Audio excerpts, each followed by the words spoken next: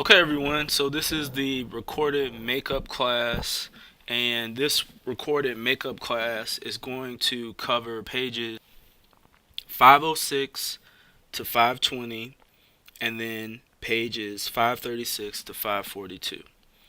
Okay, and so the cases that I'm going to talk to you about today, we'll talk about the CC&V case, the Al Muhammad case. Those have to do with the topic of copyright ownership, and then we'll talk about copying and the definition of copying and copyright infringement. And in order to do that, we will use the Arnstein case. Excuse me. And then next week, the reading for you there is up on the screen. We'll continue next week as if we had this class in person. Feel free to email me if you have any questions. I will try on Monday next week to clarify anything that you had questions about. Okay, so on pages 497 through 506, it covers the scope of copyright protection and lists and describes and discusses copyrightable subject matter. It's there for you up on the screen. Uh, Literary works, musical works, dramatic works, etc. Two things that I want to highlight about this with respect to music, right? So, with respect to music, copyright can exist in the written composition. Copyright can exist in the lyrics. Copyright can exist in the arrangement, and then copyright can exist in the sound recording. So there are various layers of copyright protection for music. And Monday in class, I hope to at least talk about a little bit about the Blurred Lines case that's been in the news, and we'll talk about that, unpack that some more. Another case that I think that's interesting that was in the news last year was a case about pantomimes. So in the case about pantomimes, you had a magician uh, suing another musician who, and he claims that he took his magic trick, and his magic trick was, if you could look there on your screen, there's a vase with a rose in it, and then there's a light that casts a shadow on a screen, and on the shadow of the screen, what the magician will do will a cut cut the rose, or it'll appear to cut the rose on the screen, and the petal of the actual rose will fall, and that's the magic trick. And the plaintiff in this case tried to argue that another musician was copying his trick and was violating his copyright in the magic trick. The essential holding of the case was that magic tricks per se are not copyrightable. Pantomimes are protected under copyright, and the definition of a pantomime is simply the art of conveying emotions, actions, and feelings by gestures. All right, so who initially owns a copyright? The initial owner of a copyright is the author. And this slide illustrates the evolution of the copyright term. So in 1909, the copyright term was 28 years. 1976, that was amended, and now the copyright term is the life of the author plus 70 years.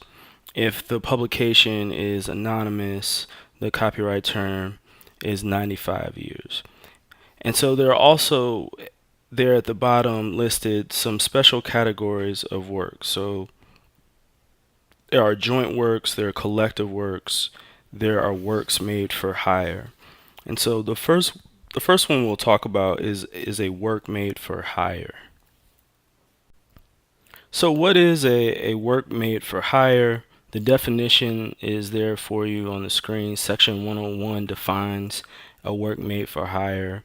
it's a work that's made by an employee in the scope of their employment, or a specially ordered commission work for a movie, a TV show, compilation, a test, an atlas, etc. And what is the significance of a work being categorized or characterized, I should say, as a work made for hire? Well, if the work in question is considered a work made for hire, then the author is not the owner of the work, it's the employer or the person who hired the creator to create the work that is the considered the author. And remember, as I said previously, copyright ownership vests in the author of the work. Okay, so whoever is considered the author, they have the copyright ownership, and with that ownership, they can exercise the rights that come with that ownership. So that's why whether the work is a work made for hire or not a work made for hire is significant. Okay, so let's talk about Community for Creative Nonviolence versus READ. So CC&V, I'll refer to them as CC&V, and I'm gonna assume that you've read the case. So I'll just briefly summarize the facts. I won't go into a lot of detail about the facts, but so CC&V, they wanted a sculpture for a Christmas pageant that they were having in the DC area, Washington DC area, and an artist, Reed, he agreed to create this sculpture for this nonprofit, CCNV. And in the process of coming up in the sculpture, the case does talk a little bit about the CCNV and what type of input they had into the sculpture. And the facts tell us that they came up with this concept, um, and they came up with the title to the work. And so they did have some input into what it is that they wanted Reed to sculpt. And they also paid Reed for materials and labor. And in return, Reed donated his services to the nonprofit. So CCMV paid just for the materials that he needed to make it, and Reed donated his services to the nonprofit. So at some point, Reed is finished with the sculpture, and it's on display in Washington D.C. And then the director, or Snyder, who's in charge of this CCNV project, tells Reed that he's going to take the sculpture on tour. And at that point, Reed advises him that he should have a little bit more work done on the sculpture. He should get it bronzed, or at least have a master mold created so that the sculpture could withstand the trip. And Snyder refuses. He doesn't want to spend any more money on the project. He just asked Reed to make the repairs on the sculpture so that they can start the tour. And at that point, that's when Reed refuses to return the sculpture. And in addition to refusing to return the sculpture, he files a certificate of copyright registration for the work entitled Third World America. So again, this is a battle over authorship. Who's the author of the Third World America sculpture? CCNV is arguing that the sculpture was a work made for hire, and therefore, as the employer, they are the authors of the sculpture. Reed is arguing, of course, that this was not a work made for hire. Therefore, he is the author of the sculpture, and therefore owns the copyright for the sculpture. So the key here is that a work for hire must be prepared by an employee in the scope of their employment, right? And so you see section 101(1) there. That's the requirement. And so the question is, Was Reed an employee of CCNV, and was Third World America, the sculpture, prepared within the scope of his employment? If the answers to those questions is yes, then the sculpture is a work made for hire and is owned by CCNV and not Reed.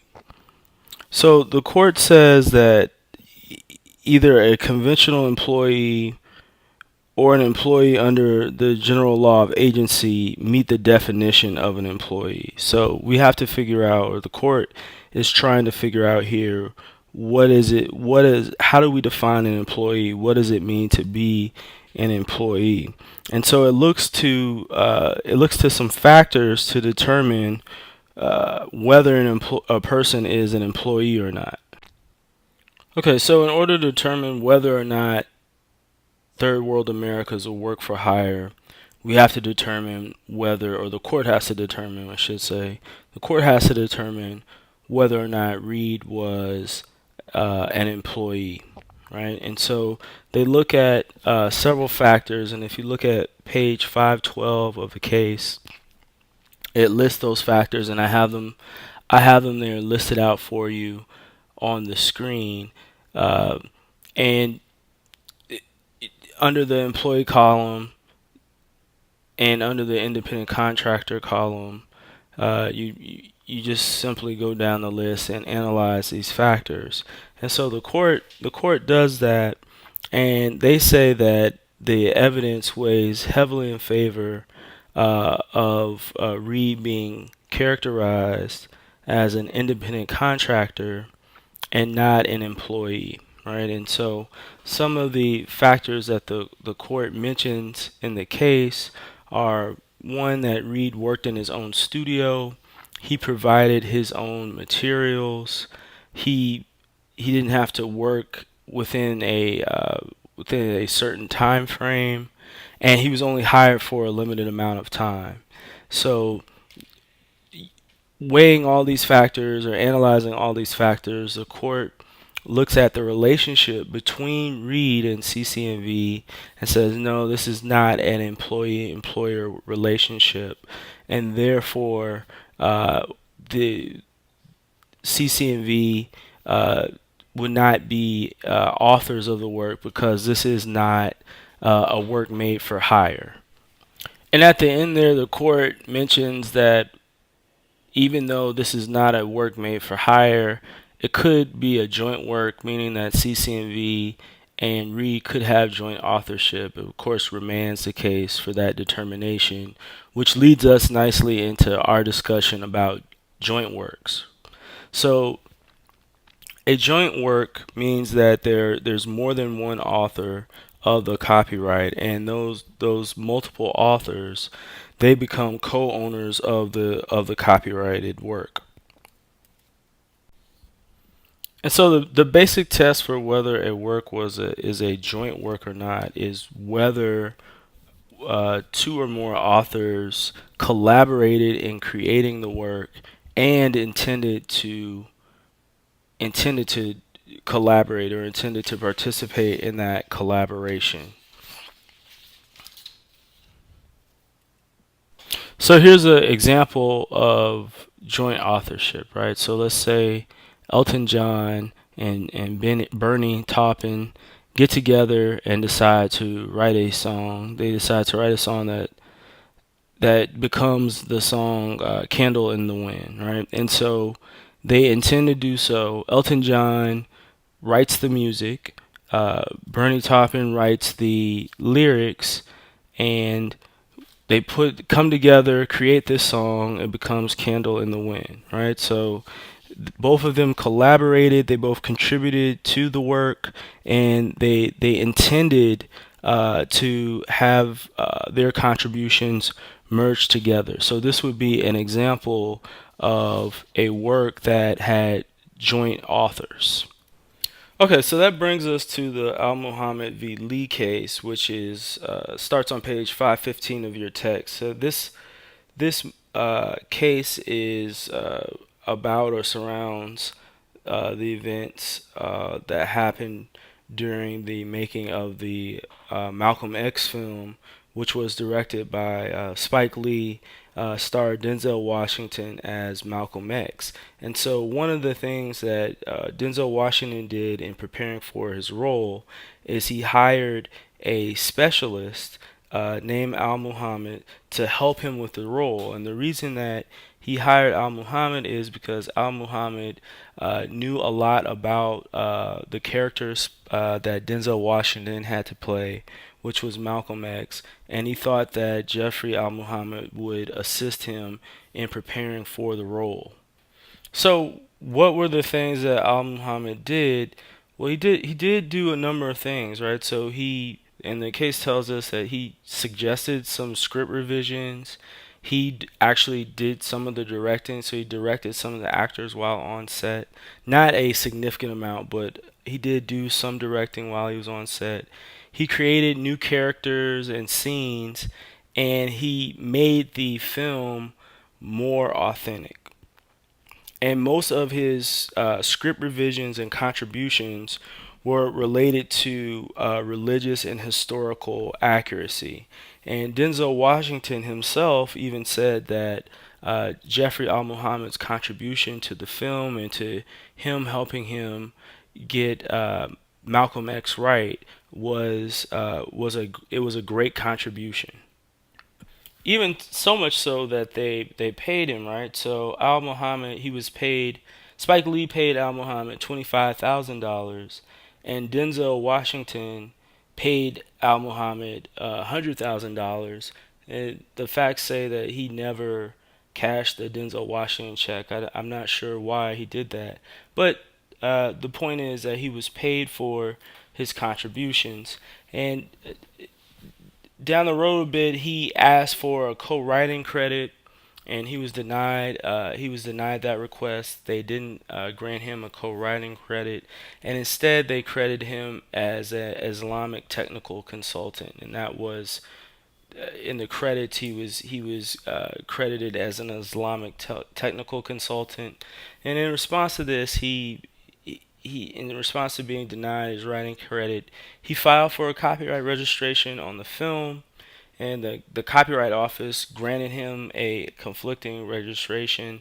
And then he filed this complaint against uh, Warner Brothers, who was distributing the film, and against Spike Lee. And his claim was that the Malcolm X film was a joint work of authorship, and that he was one of the co-authors. So, what are the requirements for a joint author? What must be shown for there to be joint authorship, right? So, first, the work has to be copyrightable, and then there has to be two or more authors, and then finally there has to be intent, as I talked about before. So both all the authors involved have to intend that their contributions be be merged. And so the first question with respect to copyrightable work is, did Al Muhammad make a copyrightable contribution to the film? And the answer to that is in fact yes. So these script revisions, directing actors on set, creating new characters and scenes, adding elements to make it all authentic, those were copyrightable contributions. So the answer to the first question is yes, these are copyrightable contributions that Al Muhammad has made. Okay, and then the second element, uh, two or more authors. And so this case really delves into what does it mean to be the author of a film. And why is that a difficult question? Well, if you've ever stayed and watched the credits roll at the end of the film, you know there are hundreds, probably thousands of people that contribute to a film being made. And so the court has to determine, how do we determine who is the author of a film, right? And what the court determines is that the author of a film is the person that superintends the work, has control, who is the mastermind of the film, and they decide that the author of the film is the director. And so the author of this film, the author of Malcolm X, is Spike Lee and not Jeffrey Al Muhammad, because Jeffrey Al Muhammad is not the director of the film. Spike Lee is in fact the director of the film. And so it's important to understand that even though Jeffrey Al Muhammad made all these copyrightable contributions, why is Spike Lee considered the author of the film, or why is the director considered the author of the film, is because he controls to some extent what the final product is. So even if Jeffrey Al Muhammad made all these contributions, Spike Lee is the director and he is the one choosing whether or not to use Al Muhammad's contributions in the final film. So what are the ramifications of joint ownership? So if you remember tenancy in common from your property course first year, it's the rights that a tenant in common would have in a parcel of land is similar to the rights that a joint owner has in a copyrighted work. So the joint owner has an undivided share of the copyrighted work and can exercise those rights without the consent of their co-owners, right? So they can distribute it, they can perform it, and they don't have to ask for the consent of their co-owners because they are joint owners.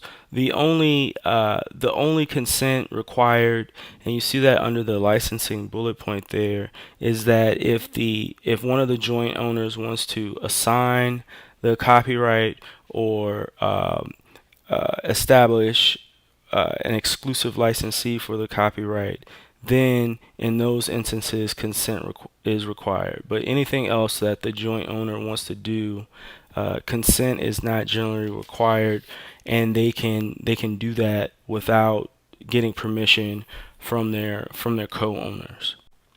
Okay, so that brings us to copying and copyright infringement. So remember that the copyright gives the owner of the copyrighted work the right to reproduce the work. So any reproduction of the work in whole or a substantial part of that work, any reproduction of that without the owner's permission may be copyright infringement. Okay, so Arnstein is a jazz musician, and he sues Cole Porter for copyright infringement, alleging that Cole Porter copied some of his songs. And two facts that he mentions in the case, or that are mentioned in the case, is one, how many copies of the records that he's alleging have been copied have been sold. So 2,000 copies of the song "The Lord Is My Shepherd" and 1,000,000 copies of "A Mother's Prayer" has been sold. In addition, Arnstein argues that some of his songs were stolen, if not by Cole Porter himself, by his quote unquote stooges. Right. So the real value in this case is that it is a good case that explains the first step in the analysis for determining whether or not there has been copyright infringement. Okay, so what does infringement require? So proof of infringement requires evidence that of actual copying of copyright protected material, resulting in substantial similarity between the copyrighted material and the alleged infringing work. So in this case, we're going to focus on actual copying and sort of unpack actual copying.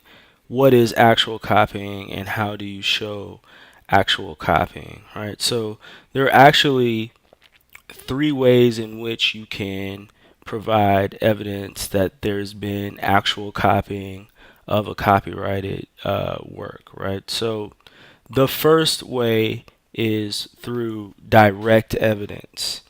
And direct evidence an example of direct evidence would be an admission by the defendant, right? So the defendant actually admits, yes, I copied the song. The second way that a plaintiff can prove that there's been actual copying is to present evidence of access first. And by access, that means that providing evidence that the defendant had access to the copyright protected material. Right? So the defendant uh, heard me play the song, uh, and then copied my song, or I sent the defendant a copy of the song for them to to listen to, or what have you, just to get their comments, and then they copied the song. So access has to do with, did the defendant have access to the copyrighted material? Plus, in addition to access, for this second element, you need access and what's called probative similarity, or also referred to as substantial similarity, which means that the uh, copyrighted material and the allegedly infringing material have to be substantially similar. And so the last factor, the third factor, so if as a plaintiff you can't provide direct evidence of the copying, you can't provide evidence that there was access and a substantial similarity, your last opportunity to prove actual copying is to provide evidence that the copyrighted work and the allegedly infringing work were strikingly similar. And by strikingly similar, that means they've got to be really, really close, and that is a really high bar to meet. But obviously, it's the third element, because it's probably the least likely, or the I shouldn't say the least likely, but it's probably the hardest bar to meet, right? So if you can provide direct evidence that the defendant copied, that's probably the most straightforward way. But generally, in most cases, the second way is what you commonly see, which is that you present evidence of access in conjunction with evidence of substantial similarity between the copyrighted material and the allegedly infringing work. So in the Arnstein case, there's no direct evidence of copying being presented, and the copyrighted material and the allegedly infringing works aren't strikingly similar.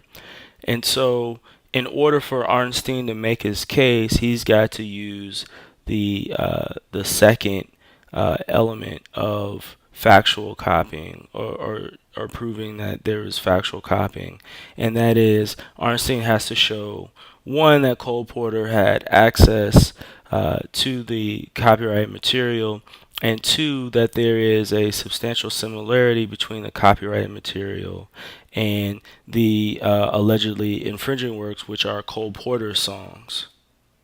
And access and similarity under this second test interact in a very interesting way. And so here's a graphical representation of how access and similarity interact, right? So the more access a potential defendant or alleged infringer has to the work, the less similarity generally you need to show. But the less access a alleged infringer has to a work, the more similarity you need to show on the way to striking. And so that's what that curve there that you see on your screen is supposed to be illustrating. In addition, understand that this is a fact question for the jury, right? And when we talk about the blurred lines case, hopefully on Monday, we'll talk a little bit more about this being a fact question for the jury. And should this type of determination be the type of determination that's left to the jury can certainly hear evidence and weigh evidence from musicologists and music experts, etc. But when you have these very complex musical compositions uh, in the mold of jazz or classical music, and you're trying to determine whether or not the two works are substantially similar, you're right now currently this is a determination that's left to the jury. All right. Okay. So again, we'll explore this test further on Monday when we talk about the next case, and I'll give you a couple more examples.